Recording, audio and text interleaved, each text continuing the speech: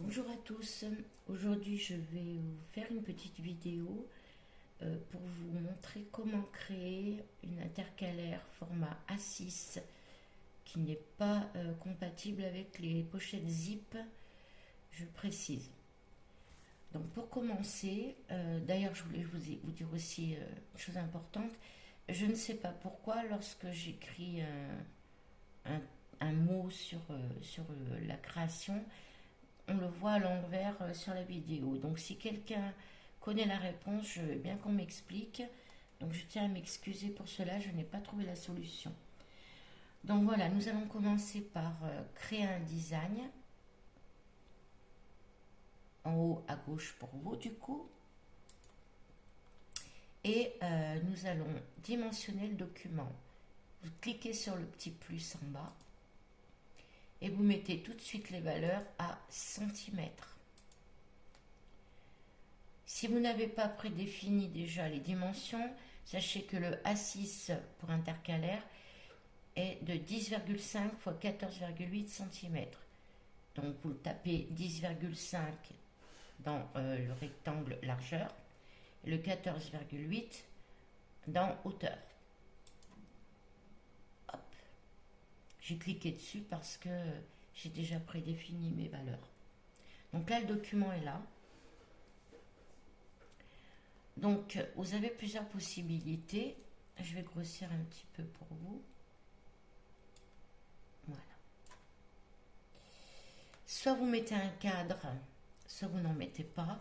Soit vous voulez beaucoup de couleurs, mais ça coûte cher en encre. Soit on peut faire sur du blanc, la création, rajouter des petits éléments, c'est à vous de choisir. Pour ma part, moi j'aime bien quand il y a un petit peu de couleur quand même, mais pas trop non plus. Donc, je veux créer un cadre autour de mon motif. Et pour la découpe, c'est beaucoup plus simple. Quand il y a du blanc, quand on découpe, on ne voit pas de cadre, il n'y a rien du tout, donc c'est compliqué. Donc, je vais mettre un petit cadre. Pour ce faire, je vais dans éléments, en haut à droite, éléments. Et je vais taper, par exemple, bleu, tout simplement. Et là, vous avez plein de belles choses en bleu. Donc là, il y en a une qui me plaît bien. Je vais cliquer dessus. Et ce motif va me servir de cadre pour ma création. Donc, petite précision.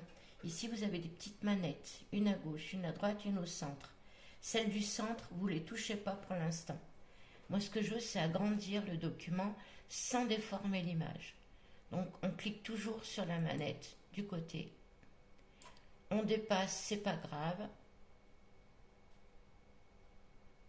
Manette du côté, hop, et là on peut se permettre d'agrandir un petit peu sur les manettes du milieu.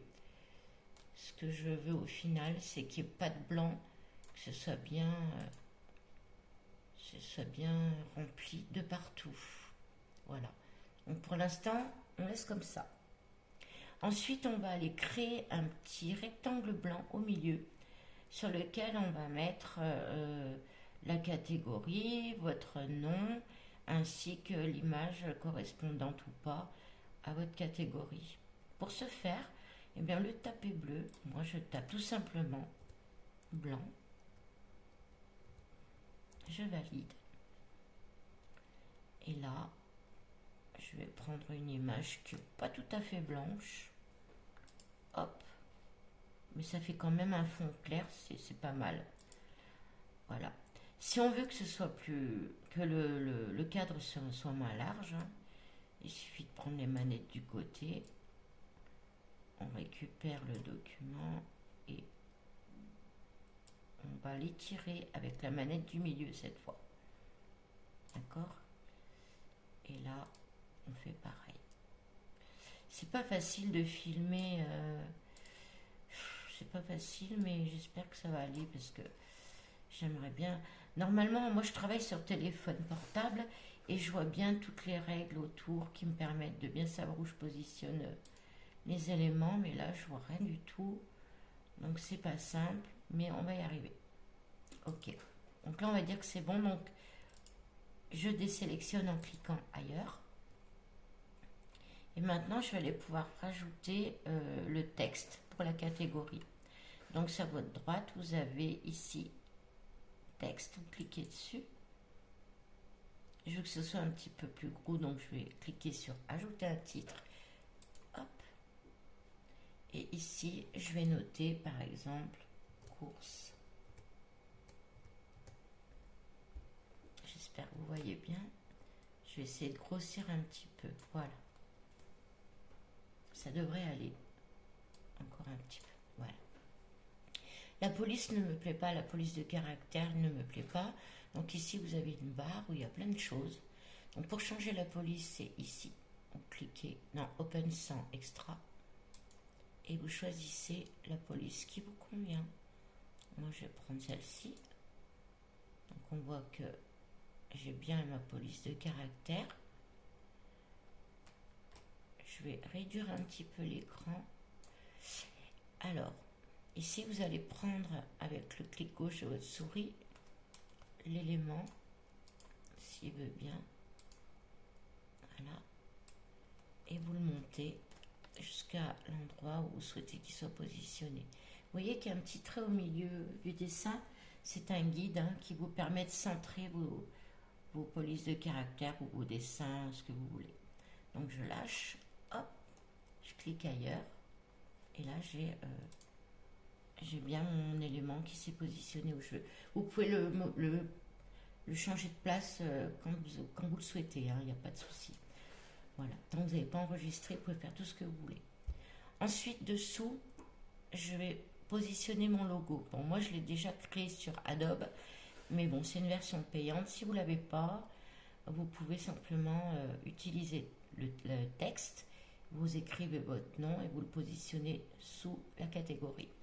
Donc moi, je vais aller chercher mon logo. Je suis allée donc dans logo et je le positionne. Vous voyez, il est là, il est un peu gros, soyons humbles. Hop, et je vais le mettre sous la catégorie. Pourquoi est-ce qu'on met un logo ou un nom? C'est simplement pour que vous protégiez vos créations. Il faut savoir que sur Internet et sur certains groupes, il y a des personnes qui s'approprient votre travail et puis on retrouve vos créations sur Vinted, sur Etsy, où elles vendent ça sous le manteau dans les groupes. Donc, je vous conseille fortement, en tout cas sur mon groupe, je demande à ce que tout le monde mette les logos sur leur création. C'est très important. Voilà. Maintenant, je veux mettre un motif qui correspond à ma catégorie. En fait, vous mettez ce que vous voulez. Si vous n'avez pas envie de mettre de catégorie, mettez simplement un dessin, vous choisissez un dessin, c'est tout. Mais au vu des demandes que je vois passer sur mon groupe, les personnes me demandent souvent de leur créer des trackers ou des catégories avec l'intitulé. Donc on va aller chercher la catégorie, toujours pareil. Donc là nous allons aller dans éléments. Pour choisir des motifs, c'est toujours dans éléments. On y va. Et ici, pour les courses, si vous tapez courses, vous allez voir des gens qui courent, des choses comme ça. Donc il faut taper plutôt panier ou chariot ou magasin. Voilà. Donc moi je vais taper panier. Panier fruits. Hop. Et petite précision, dans toutes ces propositions, si vous n'êtes pas abonné à la version pro de Canva qui est payante, vous serez informé parce qu'il y a une petite couronne dans le motif. Surtout ne l'utilisez pas. Donc c'est pas grave, il y a plein d'autres propositions.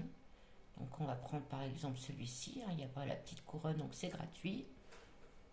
Voilà. Et là, je vais grandir mon dessin.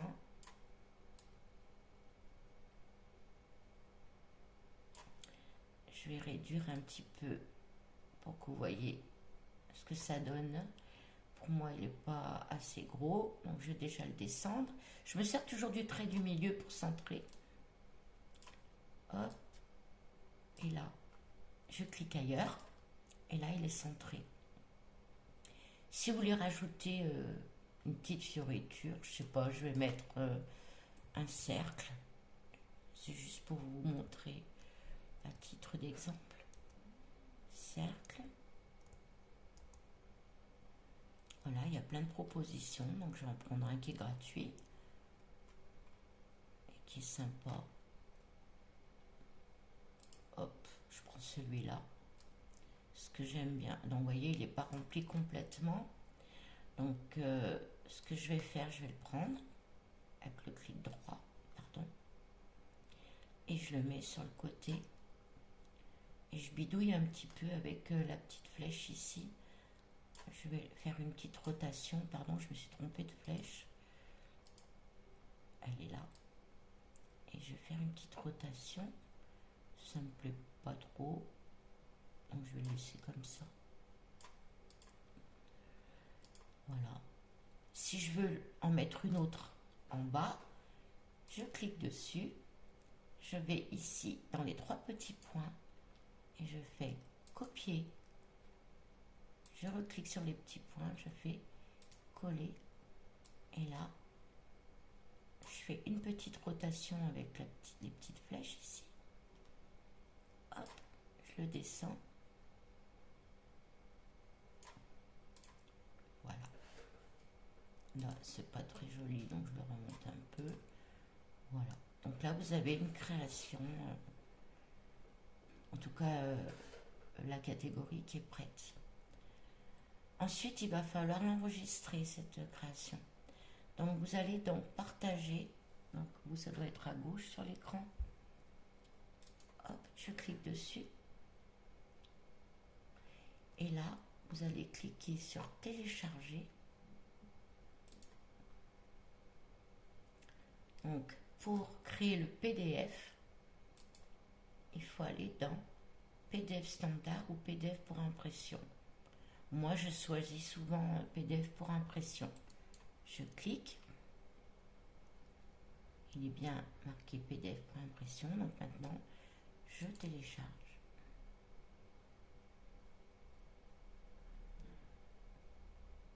Voilà.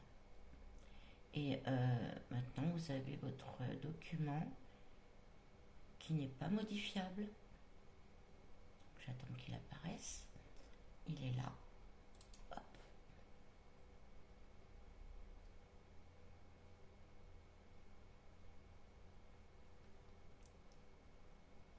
Voilà. Et là, c'est un document PDF.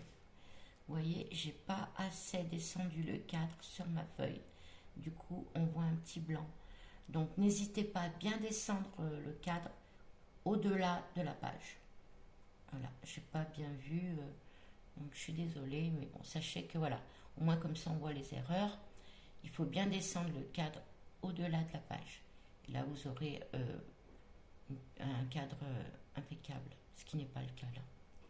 Voilà, donc cette petite vidéo, j'espère qu'elle vous aura aidé à créer vos premiers documents. J'en ferai une deuxième dès demain pour vous montrer comment créer un tracker et comment le dupliquer sur plusieurs pages quand vous avez plusieurs catégories.